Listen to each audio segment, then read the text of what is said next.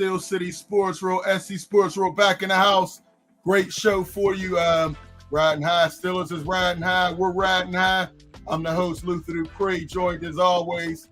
I got the Hall of Famer, Claudia Rosano, Hall of Famer, Smoker Jim Frazier, RW, Ralph Williams Media, Fillmore's in the house, Big Rome is in the house. Listen, make sure you call us, 412-530-5063. Get in the chat. We got somebody already in here bright and early. We got Black Braz is back. Urban Meyer, Penn State, next head coach. Okay. Yeah, so he can take another heart attack if they start losing. Come on, man. They got to go another direction, man. But we're getting all that about Franklin getting fired, man. How's everybody doing, man? Good. Doing all right, man. Pretty good. Sad to hear about James Franklin, but it was just due. Penn State wants a national championship, and here we are.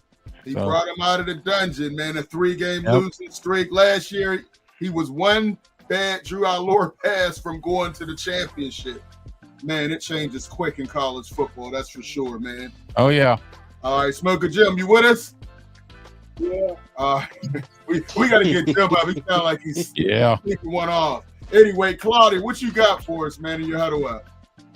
All right, guys. I was watching, obviously, the Steelers-Cleveland game, and Gabriel was averaging 4.7 per attempt. That's ridiculous. That's a shame. But a lot of quarterbacks are doing things like that. Again, I know Luther gets tired of me talking about it, but guys in the 70s and 80s, man, they were going deep. Look at the wide receivers in that era. They were averaging 20, 22, 23 yards per catch. Okay, these guys with the dink and dunk. In other words, the offensive coordinators are terrible.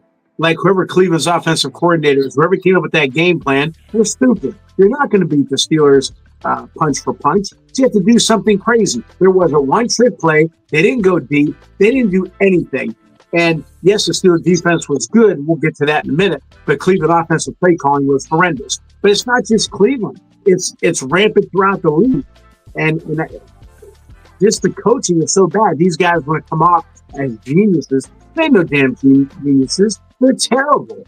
And they spend all of that time in the office coming up with all these game plans to come up with a 4-yard pass, a 5-yard pass. It's ridiculous. I like the way it used to be. And Jim remembers Sid Luckman, Sid Gilman. Those guys were even more recent history. Martz from the St. Louis Rams. You know, the greatest show on turf. Those guys, they used to open it up. They used to go deep. And then all of a sudden, even the West Coast offense had its moments where it would go deep. It wasn't as dink and dunk as people make it sound. They would go deep. But nowadays, it's bad. It's hard to watch. It really is. Okay. All right, we got a couple people. Well, who the GOAT? What's going on? Who the GOAT? He said, salute, fellas, salute. And we got Daddy Kingslayer. He's listening while walking the dog, and he agrees with everything Claudio says, no matter what. I like that. All right. Smoke, Jill, what you got for us, Jill? Hey, thanks, Luther. I don't know who's having the worst year, James Franklin or performance. Hey, listen, Micah Parsons, he has 11 tackles, sacks, no interceptions, no forced fumbles, no fumble recoveries.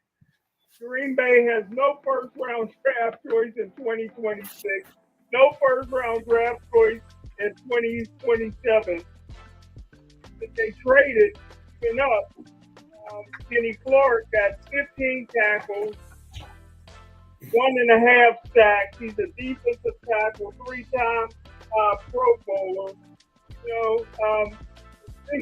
The biggest mistake, Parsons wasn't going to be happy in Green Bay. It ain't even got cold out there yet.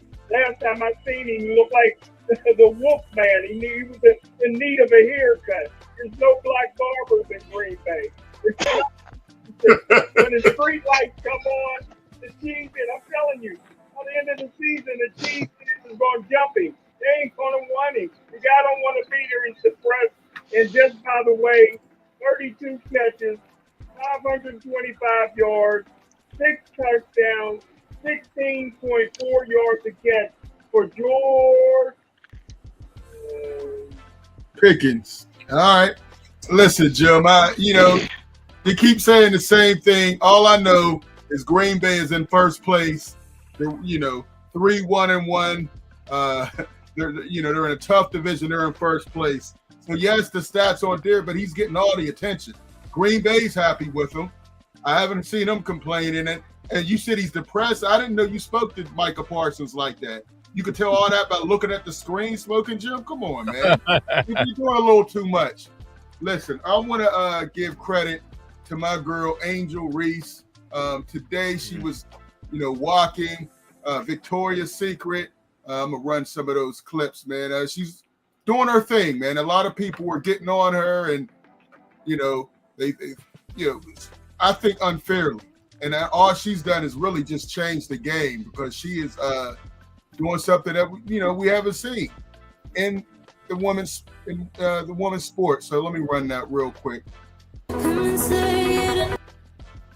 Doing the walkway, got to give her credit, man. She's changing the game quite a bit. Hey, Luther, didn't Dennis Rodman do that? Dennis Rodman had a wedding dress on for sure. All right. But she did a great job. Glad the women's game is growing. Her, Caitlin Clark, Asia Wilson, definitely a big supporter of women's basketball, WNBA. I know you guys aren't watching. Hopefully you guys will start watching it more. But I'm loving it. All right, so that's mine. But kudos to Angel Reese. Keep expanding the game. Listen, we got a lot to get to. Black Prez, Baltimore will still win the division. Wow. Okay. Yeah, right. They're doing good in the red zone. I mean, yes, you'd like to see some more touchdowns last week, but overall, their percentage in the red zone is pretty good. Black Prez, Penn State will win the. All right. You just said anything, Black Prez. Come on, man. Black Prez. All right. Let's jump into this real quick. Again, you can give us a call, or you can also send a text like Black Prez is doing every 5 minutes. But we got our first caller. Mark is on the line. What's up, Mark? Hey, gentlemen, what it look like?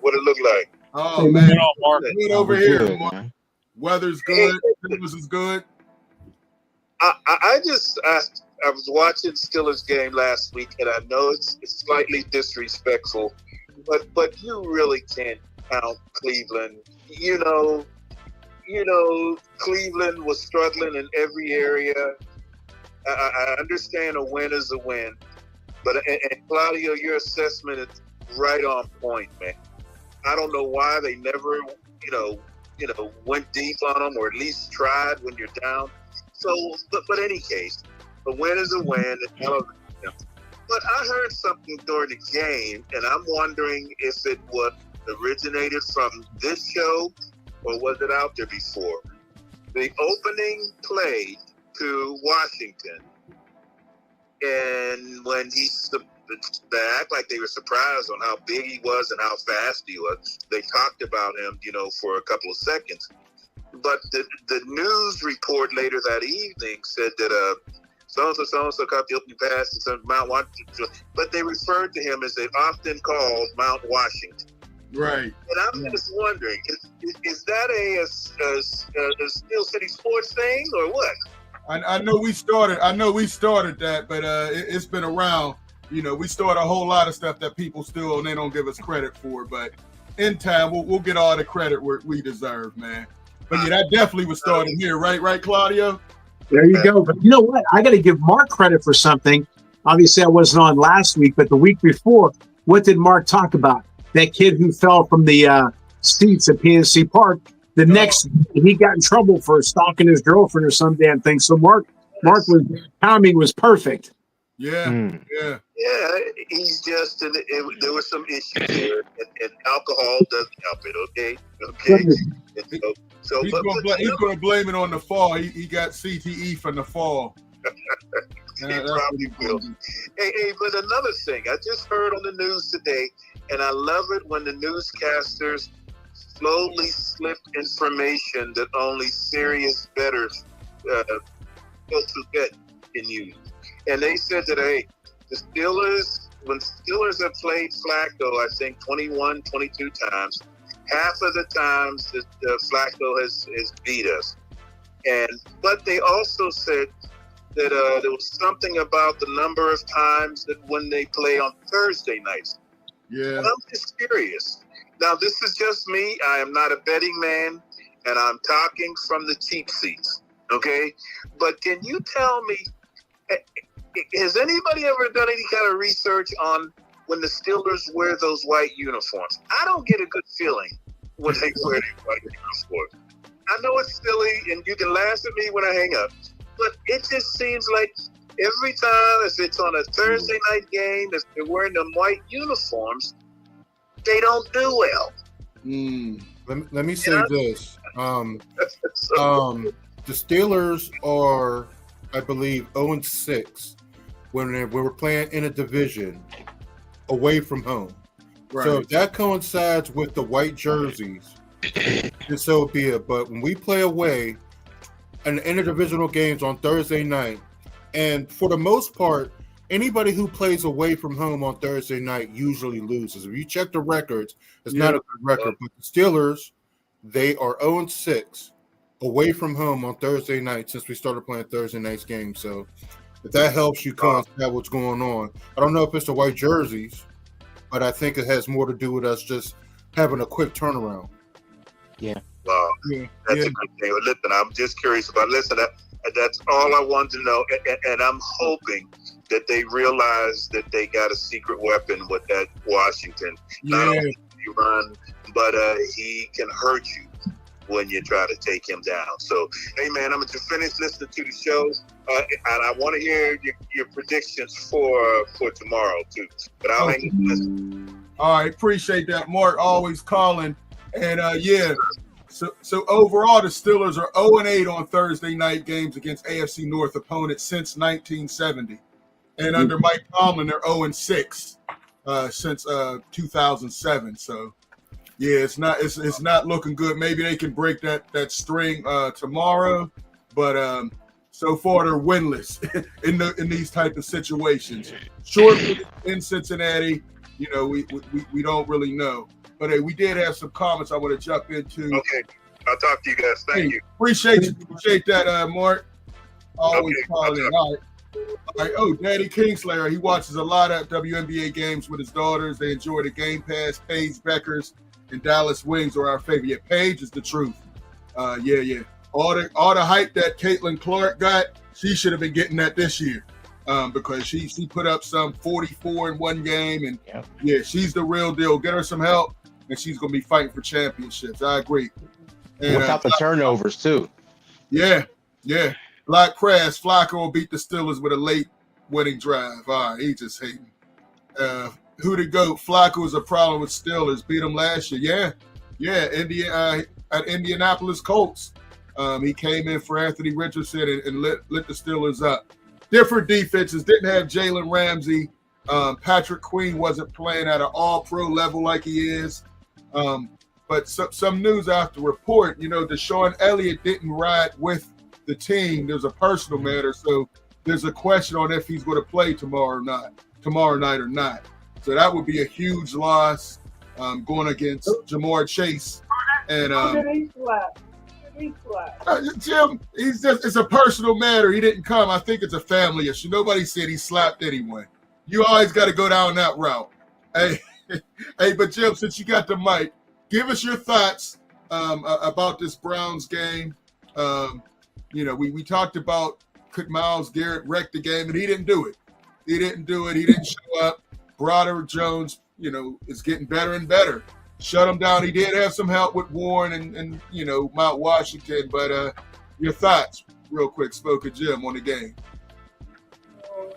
You seem to do your history on everything but the stuff that you don't like to talk about.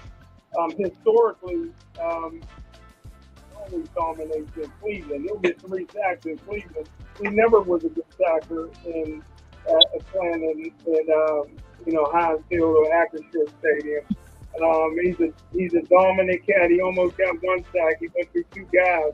They never even touched him early in the first quarter. But hey, listen, I don't consider this team the Cleveland Browns. The Cleveland Browns plays in Baltimore.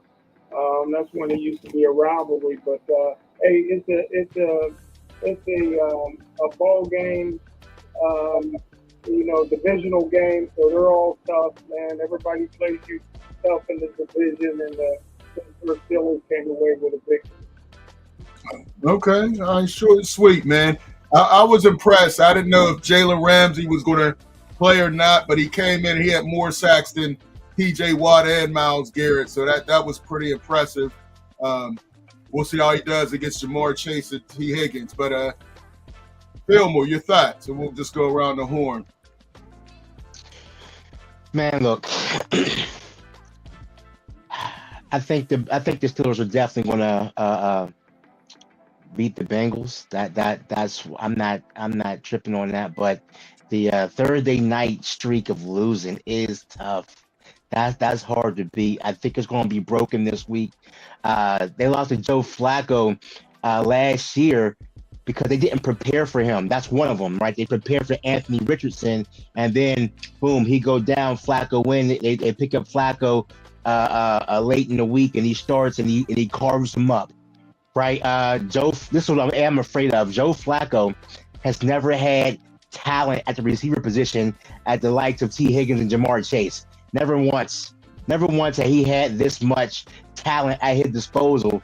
And these are guys you can just throw the ball up, and they can make some plays. But I have confidence in the Steelers defense, especially if Deshaun Elliott's playing. He's the green dot guy. I need the green dot guy in the game. We saw the difference that he made when he came back. The defense looked like something. So, but also I expect the Steelers to tee off on them. They're going to use the pass rush, just like they did with Cleveland. They're going to mix it up. They had Herbert coming from the middle. They had Highfield, Herbert, and TJ in at the same time, and they're going to do that again. And I'm gonna love it. He's a statue now. Flacco can't move. He couldn't scramble when he was young. He's not going to scramble now. He's going to get his head scrambled a little bit though. Okay. All right. Ralph, and then we'll go Big Rome and Claudia. I thought they should have scored more touchdowns, but they got field goals. The Steelers in Acrisure Stadium ought to be ashamed of themselves. Somebody needs to get fired for the way that field looked. And Chris Boswell almost got hurt. And so, I mean, that's disgraceful to have that field like that on national TV. But anyway, I do know that I read some reports this week that Arthur Smith is a candidate, believe it or not, for the Tennessee Titans job. So I'm hoping he gets that job because his offense is boring. So anyway, but the game itself, at least we won the game. The defense came through again. But again, I keep saying this. I'm going to keep on saying this. You got to get touchdowns when you can, because this low-scoring games, it's going to bite the Steelers in the butt one of these days, and they're going to lose some key games because of it. They need to start scoring more points. They need to start really. They're starting to get more aggressive with the defense, which I guess they realized that zone that they play all the time is not working, so they decided to start blitzing more and everything else, and it's working out. But I thought the game, they won the game. It's all that counts. But you know what? I agree with Claudio and Kevin Stefanski. Didn't call a good game. He's the offensive coordinator / head coach. And, he didn't let Alex Van Pelt do his job when he was there. So, that's why Alex left, and that's why they had a falling out. It was so bad that he almost became the offensive coordinator at Pitt. That's how bad it was. So, but Stefanski is going to get fired at the end of the year, I believe. And Cleveland Browns will always be the Cleveland Browns. So there you are. I think they'll beat Cincinnati this Thursday because their offensive line is horrible as usual, and I don't think they have much on defense. Okay, Big Rome. What's not being said is that Cleveland Browns right now, this very second, has the third best defense in the league. We put up 23 points against them. We could have scored more. We had some field goals that we should have converted into touchdowns, but we played against the third best defense. Well, they were the best before that game. Okay, then. So write that down. So what we did on offense is a testament. I like the continued evolution of the Steelers offense. Every week it seems like they put another piece in there. Now we're starting to get the tight ends more incorporated, even though we got one of our wide receivers out. So we're moving the ball still. We're still running the heavy package. which I like, and we're incorporating Washington in a heavy package, and that's what contributed to that first play for what it was like 30-something yards. Right. So Yep. I'm impressed with what's happening there. And on defense, Blitzburg is back. We got all three of our cornerbacks back healthy, semi-healthy, healthy enough to play man. Mm-hmm. So the beauty of that is we could send people, and we could send some of those defensive backs that are playing free safety or playing in the slot and get a couple sacks along the way like we used to do back in the day when our defense was in the top 5 every year. So Right. I like the continued evolution. We're coming up against Cincinnati. Cincinnati's offensive line is worse. We got a quarterback who's a statue. They got weapons, so either they're going to take 2 steps back and fire the ball out or take the chance of getting sacked. He's not going to scramble like Dylan Gabriel has the opportunity. I had the opportunity to, but didn't take advantage of it. And our defense is top-notch. Our offense can continue to evolve because Trey Hendrickson is not supposed to play this game. So I don't expect nothing but more evolution on our offense and a high score of at least a high 20s. Okay. Yeah. I definitely feel a lot of what you guys were saying. Dylan Gabriel, man, he doesn't have it. They had him shook. Quinshaw and Junkins, they shut him down. I don't know why they had Gabriel passing 58 times. I mean, it was all dink and dunk. The Steelers missed about 4 or 5 interceptions. I mean, this game could have been a major blowout, but they were dropping interceptions like they had a bunch of Ike Taylors playing cornerback. But, they got a lot of sacks. Nick Herbig was playing. Somebody just put it in here. Who the GOAT said Nick Herbig needs to start. No, we don't. I like the rotation. No, I like the rotation. I would continue. Like I told Jim, he was going to get his starting job back as soon as Highsmith was back. But if there's a way they can get a receiver in here and they have to give up a Highsmith, I would consider it if I'm Omar Khan and Tomlin. I still think they need a number 2. If you look at the distribution of passes this game, of course, always you're going to have DK Metcalf with his receptions. He had 4, but the next receiver, Roman Wilson, had 1. And that was the only, pass. Washington was big, 3 for 62, and Jonnu Smith, 3 for 18. We're going to need more explosion at that wide receiver spot, and that's the next thing I want to get into. Some possible trades, some rumors I'm hearing about that I think needs to happen. But Claudia, your thoughts? I always take notes from the games and some things that stick out. Number 1, Aaron Rodgers is still great. The game is incredibly slow for him. He still moves well, a lot better than people say he does. I like that sidearm 3/4 sling he's got. He reads the defense as well. The guy's still incredible, and I don't think this is going to be his last year. His play action passing is fantastic still. Obviously, the first play of the game. Mount Washington, I've been talking about him since the draft. Finally, they're using him a little bit more, and I still think 3 catches isn't good enough. I have a feeling, Luther, we're going to be talking about number 2 receiver in week 16. They still haven't gotten one. But use the tight ends. Well, you have a variety of tight ends with different skill talents. Use them properly. The offensive line. You know what? I was critical for the past couple of years about the offensive line, saying that was the most important thing that they needed to improve. Well, they did pretty damn good. As Rome mentioned, Cleveland's defense, number 3, well, maybe number 1, but number 3 in the league, one of the top defenses. Myles Garrett did 0 against Broderick Jones, and I give that line credit for doing what they did. I'd still like to see a little bit, even though they gained 100 yards rushing, I'd still like to see them a little bit better on the run, but I'm fine with that. I like the way Aaron Rodgers moved to help the offensive line out. The defense did its job. They were very solid. Let's not go crazy about the defense. Let's also don't forget Cleveland's offensive play calling was brutal. I like Harmon. I think he's going to be big time. I said that at the beginning of the season. I like him. If he can stay healthy, which I think he is healthy, he's going to make some noise and be very, very good. The only thing I'm not crazy about, believe it or not, is if you watch, I like the strips. I like the fumbles. The guy who started that years ago was a guy named Rusty Chambers, who was on the defensive side for the Seattle Seahawks back in 83, 4, 5, 6, and 7, I believe.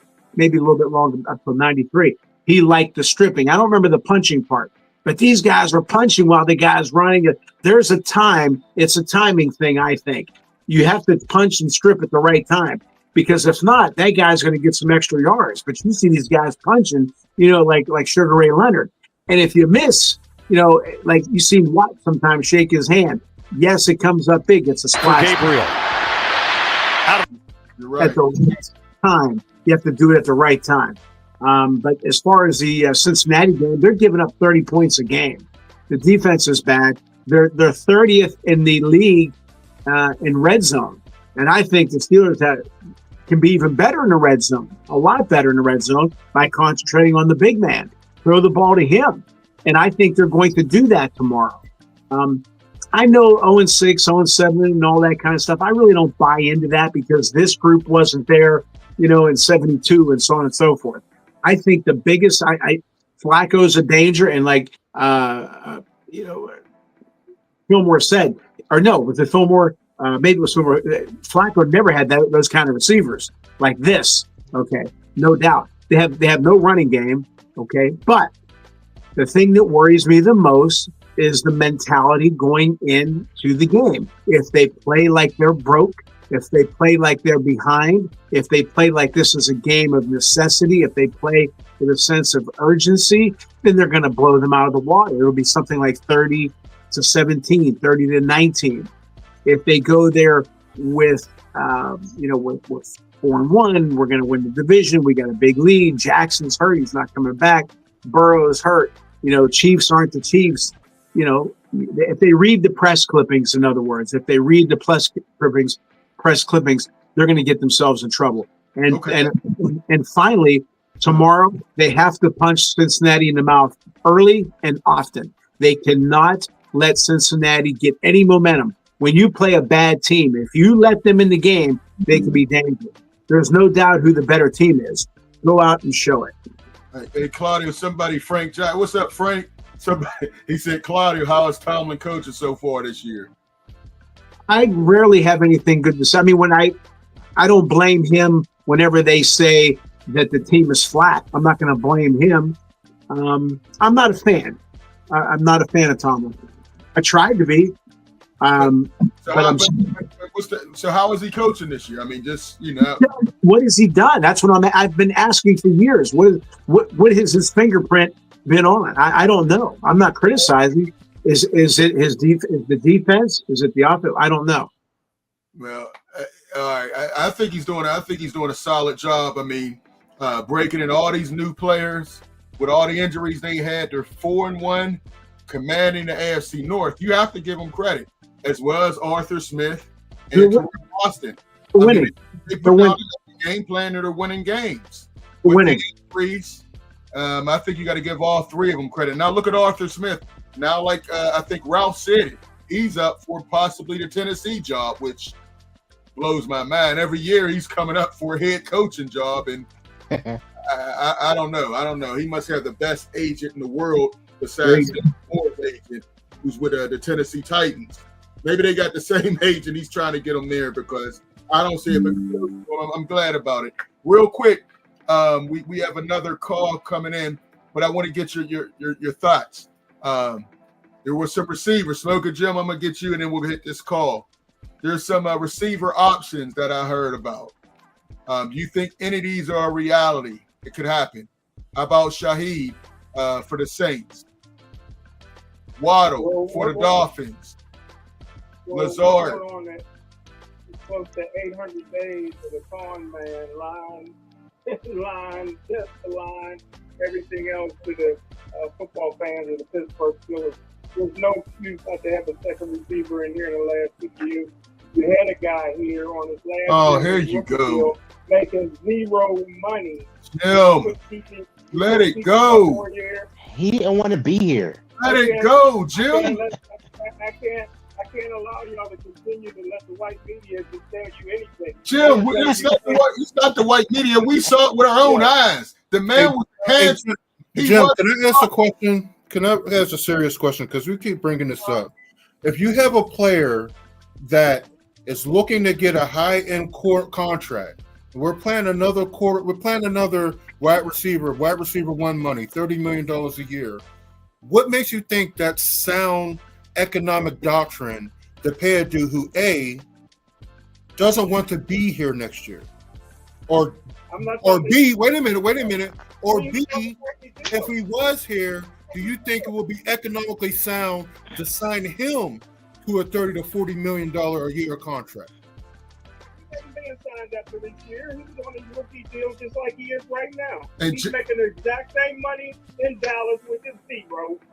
Same thing he'd have been making here. Listen, we all played ball. We all grew up in tough neighborhoods. I grew up on the south side of Monrovia. Oh, Jim, stop. He said the South Side. First of all, stop lying. You Monrovia. grew up in Pitt Hills, Jim. Hey, You Bob, gotta have that's Anna Marino come to the studio. You grew up in Pitt Hills. That Pitt Karen? Would that be South Side Monrovia? That Pitt Karen? No, that's Plum. That's what it That's is. Plum? The South Side of Monrovia. Rome makes a great point. The business. Hold on, Claudia. Let him finish. Let me finish. I'm sorry, go ahead. Listen, we were different when we were 19 and we were 24 years old. Guys mature. You know, Pickens played at the biggest school in football, Georgia. And was a crash out. He still was crashing out there.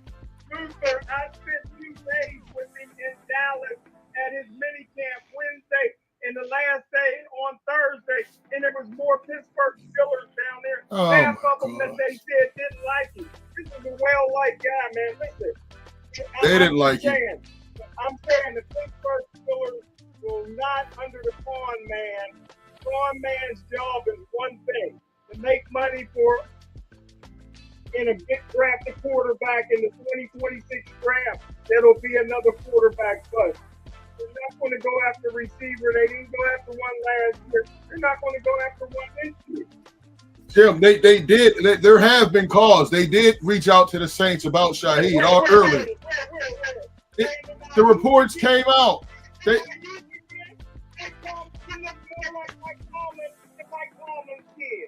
all right, Jim, and here's the final thing on Pickens.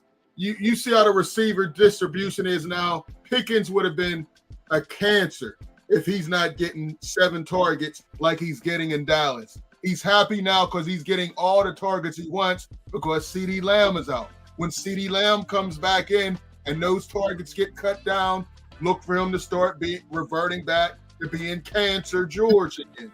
Right now he's doing well. The team is losing, but he's putting up great numbers.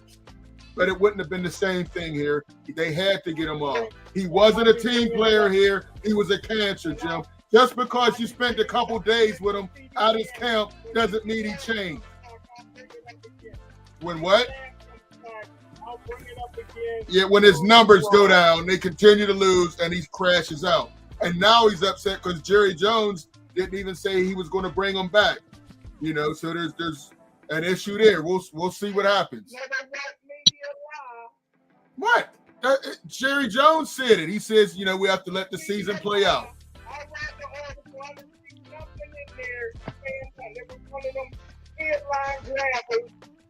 And he said, does he have a contract? Did they renegotiate the contract yet? Did they renegotiate the contract? No, he still doesn't have an extension. So it's going to wait. All right, we'll see. We'll see if he's playing 2 receivers, that top money that you're talking about. Or will he be somewhere else? That's still the players. They have a lot of other issues. We're talking way too much about a cancer who's not on the Steelers anymore. He's putting up great numbers, and his team is losing. Anyway, let's jump to the phone lines, man. When they get a winning record, we can talk about him. Right now, he's putting up numbers, and the team is losing. Micah Parsons is on Green Bay. You're one of the top 10 teams. Hey, Sean, you on the line. What's going on, Sean? Y'all talking about crash out Pickens? Oh, right. Jim is in love with him. He's a fanboy of George Pickens because he spent a day with him at his camp. And now he thinks All Smoking Jim need to be talking about is congratulations, his Gateway alumni, Terry Smith, the interim head coach at Penn State University. That's what he needs to be talking about. Forget about crash out pickings. Yeah, well, what do your alma mater let Franklin go, man? Well, I'm gonna put it like this. In 2023, I went to 2 of their games. Game at Ohio State here in Columbus, and then their bowl game when they played Ole Miss. Let's just say I was hearing rumblings back after the Ole Miss game. I was hearing rumblings. Certain people with money were not happy with Franklin. Then let's go to this past year. And they changed the NCAA changed the rules because Penn State benefited from the playoffs the way it was set up because they had the easiest path than anybody, even easier than Oregon, who was the number 1 seed. Penn State was one bad half, a couple bad plays away from playing against the national championship. They had Notre Dame beat. Let's be honest. Bad mix-up calling and defensive play gave up a long touchdown. Drew Allen made a bad pass, which I still don't know why he threw that ball that led to the last score for Notre Dame. Oh. So you got that. They still wanted Franklin out of there. Then, unfortunately, this year, they were beating Oregon in overtime, end up losing in double overtime on a bad pass by Drew Allen in the second overtime, which, looking at the play, I don't even know why they called that play. Then UCLA, they just didn't show up. I was at the game. They didn't show up. Northwestern, it's like the Oregon game. It's bad from 1 loss to 3 losses. Like I said, certain big wig money people didn't want Franklin up there, and they got their wish.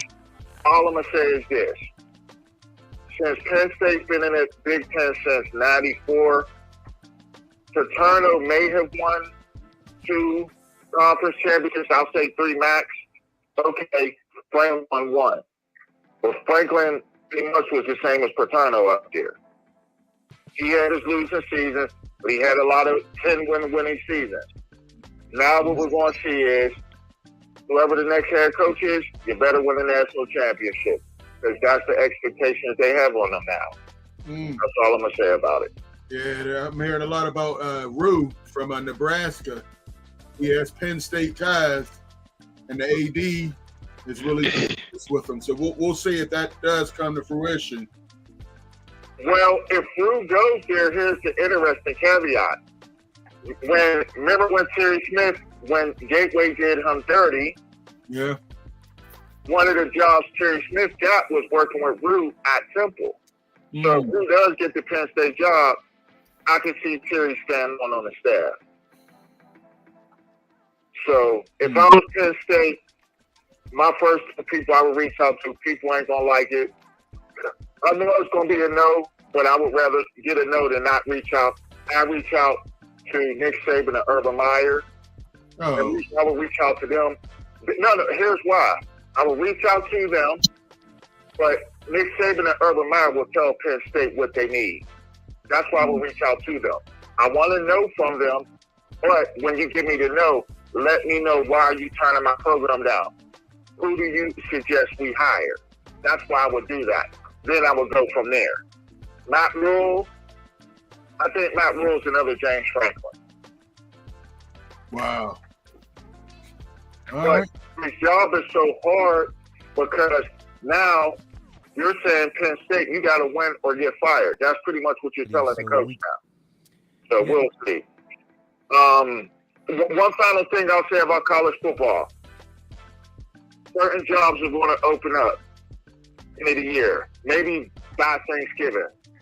Florida and Florida State, I think both of those jobs are going to open up. Kentucky's going to open up. There was a 4th one that I had, but I'm going to give a 5th one, and it's going to shock people. Let me get the 4th one real quick. The 4th one is, I forget, but I know those for sure. The shocking one that's going to open up, I don't think Deion Sanders is going to coach after this year because of health reasons. His body's breaking down too much. His kids don't go to school there no more. his daughter goes to play. Well, she is on the team. She don't play. She's on the team. But I don't think this will be Deion's last year. His body's just breaking down too much. Yeah, man. Set with these 17, 17, it's a whole lot of surgeries he's had, so he's going through it, man. So you think Colorado job will be open up because he's going to step down? Or would he go to that Florida State if Florida State opened up? Here's the thing. Deion Sanders' body's breaking down so much. If I'm Florida State, why would I want Deion?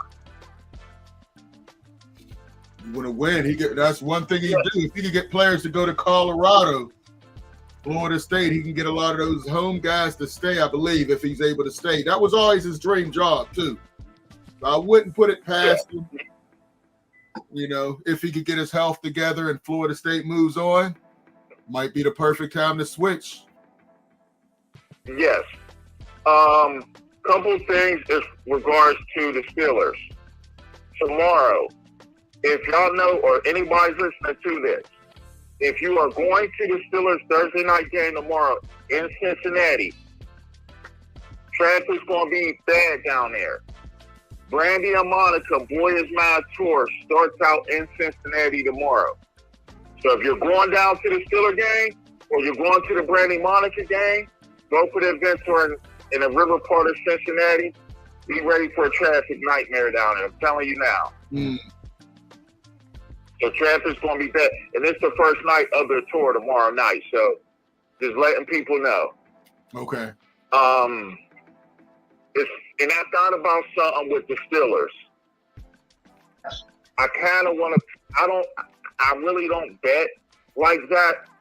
If I was a bet man, I think the Steelers are going to go to the Super Bowl this year. Oh, man, you putting it out there early. Things are working out. A lot of teams in the AFC are struggling with health or just not playing right. You're right. The reason why I'm saying this, Luther, Aaron Rodgers has a point to prove. Just think of Super Bowl 40. Bettis went home to win his only Super Bowl. Aaron Rodgers is from the Bay Area. Super Bowls in San Francisco. I was just out in LA last couple of weeks ago for my birthday, and people that I met that were from the Bay Area, they were saying, yeah, the Super Bowl's out here this year in the Bay. So I think Rodgers, I didn't really think about it, so I'm like, hold on, he is from the Bay Area. Rodgers can stay healthy this year. Steelers going to the Super Bowl. Okay. All right. Hey, Sean, man, appreciate the call as always. We got a couple more to get to. Can I say one final thing about baseball for Claudio? Claudio, what do you think? I think it's going to be Mariners, Dodgers World Series, West Coast World Series. Boy, that's the way it's looking. The Dodgers every year, they're right in the thick of things, and Seattle's the team with momentum. That's a dangerous team. I did pick that Seattle, not at the beginning of the season, but I picked Seattle and the Dodgers, and I'm gonna pick an upset. I'm picking Seattle because they're the momentum. You talk about peaking at the right time, Sean, and they're starting to peak at the right time. It's all about pitching and which coach doesn't mess things up the most, who leaves things alone, and then that kid's hitting home runs like crazy. So I'm not saying Seattle is better than the Dodgers. But and I don't expect Ohtani, if he's pitched properly, won't make much noise like he hasn't in the past series. But I'm with you. That's a great pick, and I'm going with Seattle. Okay. Hey Claudio, question. Yes, sir. Ohtani has not hit this whole postseason. Is them letting him focus on pitching, is it affecting his hitting? Because I think he's won for something this whole postseason so far. They're pitching him outside. If you watch him swing, that's what drives me nuts. And I know we're probably running short on time here, Sean, but watch him, even in that commercial he does. Watch that violent hip turn he does, okay? And watch him during the game. He's trying to yank everything down the right field line, which means what? Bat path. He's cutting the plate across. Why the hell are you pitching him where the bat is going to meet the ball? throw him high and tight, throw him fastballs for effect. Don't make mistakes because he'll make you pay. Okay, and then throw him on the outside part of the plate. He won't hit it. It boggles my mind that these coaches, they're in a room 24 hours a day. They got 3,000 at bats of a guy, and they can't see a damn hole. That's like me seeing and like saying, "Who is that?" Hell, I've known Luther for years. So you watch a hitter swing. Just watch that commercial, that New Balance, how he opens up, watching the game. He cannot hit the outside pitch, and if he does hit it, he sticks his butt out, touches the ball with the bat, and he hits a dribbler. So why are you throwing him inside? Why are you throwing him in the middle of the damn plate? But that's why he's not hitting. Simple as that. All right, Sean. Appreciate the call, man. All right, guys. All right. Thanks. Have a good evening, guys. You too. Sean frees up a line. We have another call. No, we don't. Hey, number to call, 412-530-5063. Hey, Smoking Jim, earlier when we first started talking about the season, you talked about Roman Wilson was going to really make a name for himself. Your thoughts on that? Yeah, is that another L for you, Smoking Jim? You just rocking him up, bro. Again, he got some of the best hands I've ever seen in my life and ever seen in the National Football League. For some reason, he's in Mike Tomlin's doghouse. I don't know why. Roman Wilson has caught everything they threw. They just haven't been throwing him much. I don't know why he's in the doghouse. Is he open? I don't know why. He's open 7. He's open 24/7. I don't know why they're not throwing him. I don't know why he's in Mike Tomlin's doghouse. You got to figure that out with Mike Tomlin. Mike Tomlin is famous for 2 dogs, 1 bone, and all this kind of crap. Roman Wilson should be playing. Man. He's not. There's a reason he's not playing. He's not showing it in practice. He's in Mike Tomlin's doghouse. Like even when he's in the game, is Aaron Rodgers not looking his way? They're riding a few game win streak. And whenever they play bad, then all of a sudden he come in there with hat in hand. You know what I mean? What he did to the media was inexcusable. What did he do to the media? What did he do with the media?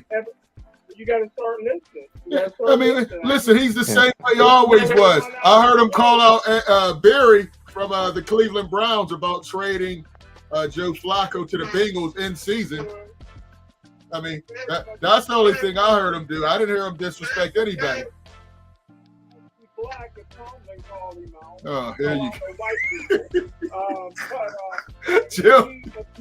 He abused the media. Oh, Jim, you don't know what abuse is. You think Monroeville streets is rough. Yeah, after you sit there, you lost all credibility. The rough streets of Monroeville, man.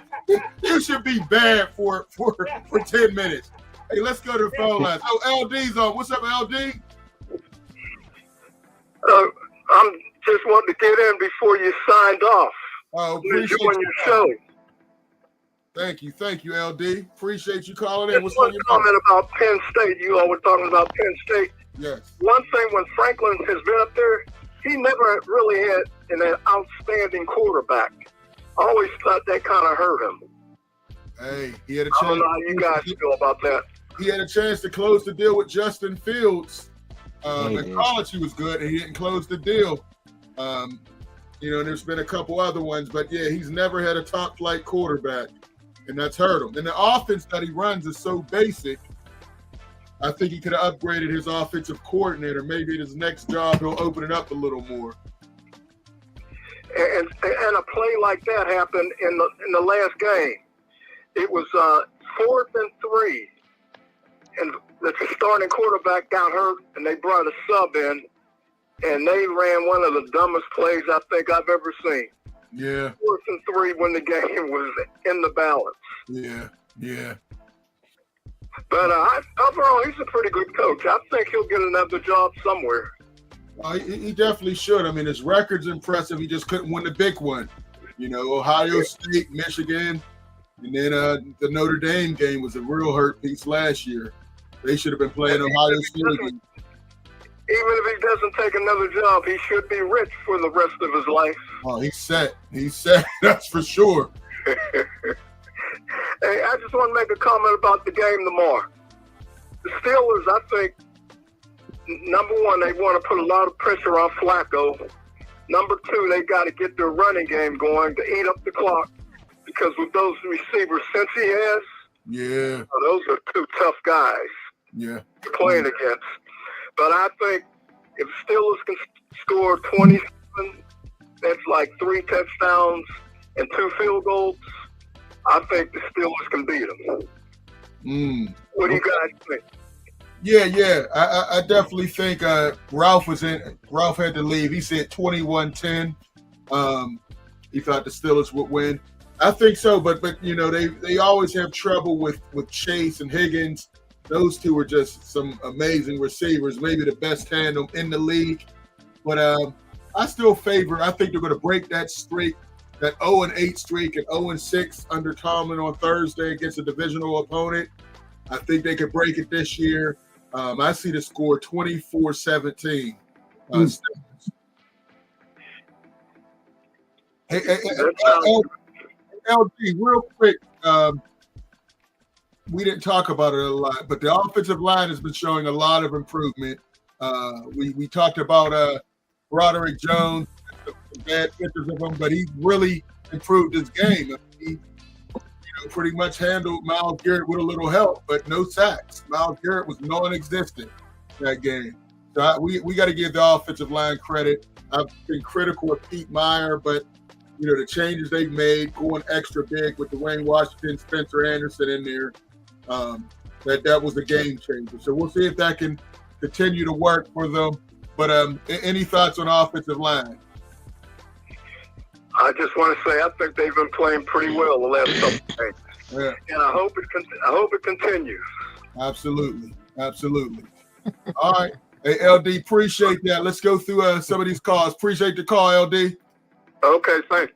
All right. Claudio, your thoughts. Give us your score, and let's do it 2-1. Give us your score and your AFC your whole power ranking. Go ahead, Claudio. What you got? Well, for the score, I'm going to go Pittsburgh 30, Cincinnati 17. I said I don't see them being in the game unless the only way they'll be in the game is if the Steelers let them be in the game. I thought we were doing power rankings overall in the NFL. Yeah, that's what I meant. NFL power rankings. My fault. Yeah, that's right. I want to go with Tampa Bay. But the reason why I'm not going to go with Detroit is because they've been there. And I think experience does play a part. I'm going to go with Detroit, Tampa Bay. Seattle is just steady. I'm going to go surprise you, number 4, the Rams. I've been liking the way they've been playing and coming back. Now, Buffalo was my team to win the Super Bowl. But they really disappointed me against Atlanta. Really disappointed me. So number 5, I'm going to go Green Bay. But then after that, I think Buffalo and Philly are right there. So I'm just going to go with those guys: Detroit, Tampa, Seattle. I'm going to go with the Rams and Green Bay. Then after that, Buffalo and Philadelphia. Next week, I may put Buffalo and Green Bay in there. But right now, there's really no dominant teams that you can really hang your hat on and say, yeah, they're going to win it. Kansas City's usually been that team. But they're starting to catch a little bit. But I really do like Tampa Bay a lot. And Baker Mayfield's really he might be the MVP. And Aaron, I think right now, for me, MVP with not in any order, I think Mayfield and Aaron Rodgers, man, they got to be in the top 3-4 for the MVP, in my opinion. Okay. Like it. All right, Big Ro, your score and your power rankings.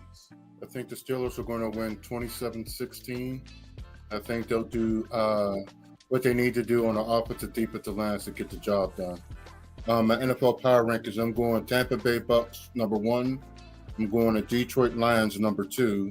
Indianapolis Colts, number 3. Yeah, good pick. Buffalo Bills, number 4.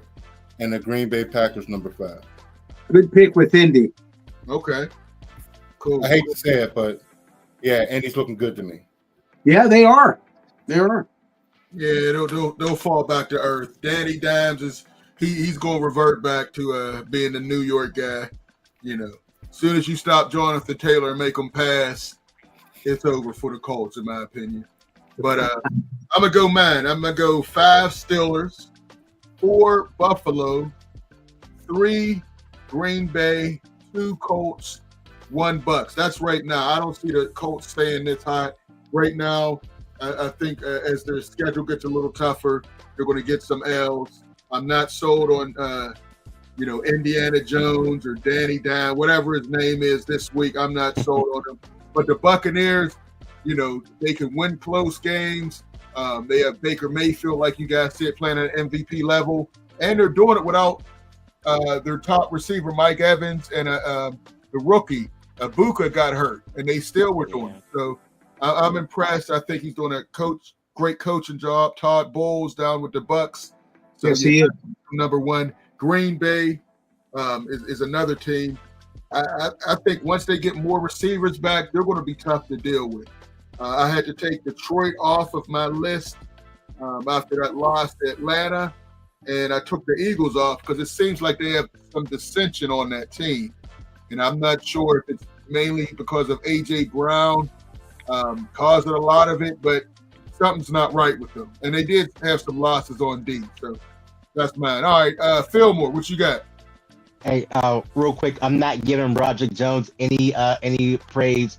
Darnell Washington, goddamn Moore, $20 million contract, and I'm not gonna give Broderick the same money that Tennessee did. He ain't getting that praise. But man, I got the Steelers scoring 31 points this game. They're getting over 30 this game. It's going to be the game right here. They did it before playing against Cincy and their horrible defense, and it's going to be a 31-20 game. I think it's going to be something like that, man. 31-20 game. And power rankings, I got Tampa at number 1, man. My man Bakefield. That's not calling him. I know him personally. I call him Bakefield. He's man. I couldn't stand him at Cleveland, but I really like him at Tampa. They're doing a good job. Number 2, man. Hey, I got the Colts. This is right now. We got updated information when we get it. The Colts they only lost 1 game, man. Detroit, number 3. Number 4 got the Rams. Number 5, I got the Steelers. You can't do that. The Steelers get number 5. Okay, you got the Rams in there. Okay. Oh, all right, Smoker Jim, close us out. Score and your power rankings.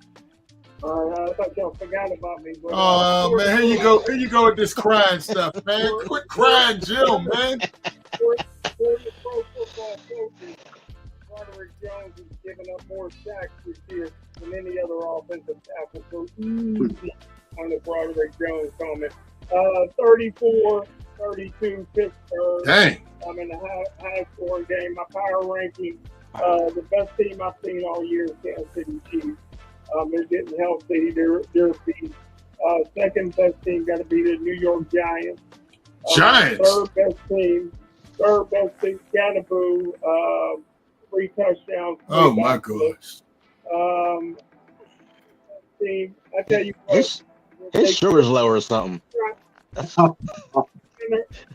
They quit trying to rely on that average quarterback to run Barkley. Philadelphia Eagles is my number 3 team. Quit trying to get cute. And, you got an average quarterback, but got a superstar Hall of Fame running back. He's better than average. He's better than average. Come on. Number 4, the Dallas Cowboys. Don't sleep. Oh, my gosh. Don't sleep the Dallas Cowboys. And number 5, the Pittsburgh Steelers.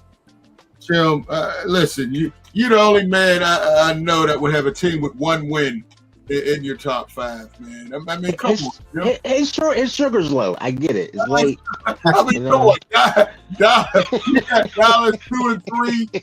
Come on, man. They only have a winning record, man. They're 3rd place. Which was worse, this or his boxing? Definitely his boxing. Definitely his boxing. And he had the Giants number 2, and they're 2-4. You got 2 teams in your top 5 that have losing records, Jim. You want to redo on that one, or you really going to stick to that mess? Come on, man. Have a Reese cup. What's up, man? Hey, listen, man. It should be a great game tomorrow. Friday, of course, we'll be at Amani giving out another trophy.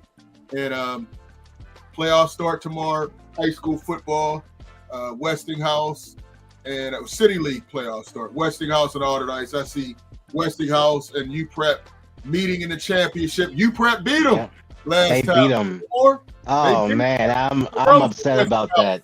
I'm upset about that, man. We'll But see. hey, but Coach Green gonna get him right. He'll get him right. Yeah, he should, man. And one last thing, Woodland Hills, Scoop Smith might be the most exciting player in high school football, man. Going to Miami, Woodland Hills. You familiar with him, Big Rome? I mean, he went viral with that kickoff return that he had last week against Gateway. You hear that, Jim, against Gateway? But well, when I put him in my top 5 players of all time in WPIO history, you question it now. I said he's the most exciting player, Jim. I'm saying he's the most exciting player, but he's not in my top 5 of all time, Jim. Right. Jim, you listen. I think he's one of my favorites. You know that, but you can't put him top 5 all time in high school. Come on, Jim. Right. He might not be top 5 Woodland Hills players of all time. Thank you. Right. Big Exactly. There you go. Wolverine. He's Bro. not. I mean, he's great. Yeah, But come on, man. There's levels to this. I don't think he's there yet, but he's definitely exciting. and that's no disrespect, but Right. he might not be top 5 Woodland Hills players of all time. Right. Yeah, and that might be a nice list for us to do one time. Yeah. That 'Cause I is. ain't Look, even- I got guys in my head right now. That hurts my heart that I didn't even make his Woodland top 5. It's crazy. Would you say I said, that hurts my heart that I didn't even make his top 5. But that's Yeah. crazy. he might be my top 5 favorite? But as far as talent wise, Jim, come on, man. Woodland Hills was leading all high schools and NFL players for a while. Yeah. You know, Ronk had 8 catches his senior year, 1 touchdown. Yeah. you said what? Ronk had 8 catches and 1 touchdown his senior year at Woodland Hills. Yeah. Yeah, because Novak was the head coach and didn't throw the ball. So I'm talking high school. yeah, Novak would not throw the ball. How do you have a tight end in the Hall of Fame and he has 8 catches? I'm talking high school. Smith is one of the top 5, and I've seen them all. Greatest players in WPIO history. Oh gosh. No doubt about it. Right up there with Terrell Pryor. No, okay. All right. Terrell Pryor did lead a whole state championship. Now, come on, Jim. There's a little bit of a difference there, Jim.